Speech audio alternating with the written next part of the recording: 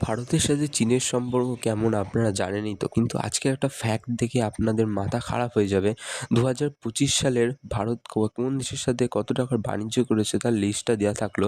আর দেখবেন 1 নম্বরেই রয়েছে চীন। সেখানে কিন্তু ভারত 1 বিলিয়ন ডলারের বাণিজ্য কিন্তু চীনের সাথে করেছে। সেখানে রাশিয়া রয়েছে 4 নম্বরে। হ্যাঁ, এখন রাশিয়ার সাথে কিন্তু অস্ত্রের দিক থেকে আদান-প্রদান ভারতের কাছে রাশিয়া টপে আছে। কিন্তু চীন যে 1 নম্বরে আসবে এটা কেউ ভাবতেই পারে।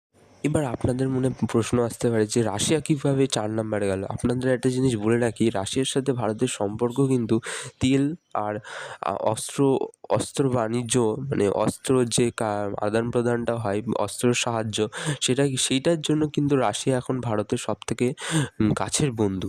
এরকমই বিভিন্ন ফ্যাক্টের জন্য আমাকে সাবস্ক্রাইব করুন এবং লাইক করুন। এভাবেই আমি আরও অনেক ভিডিও নিয়ে আপনাদের সামনে আসবো।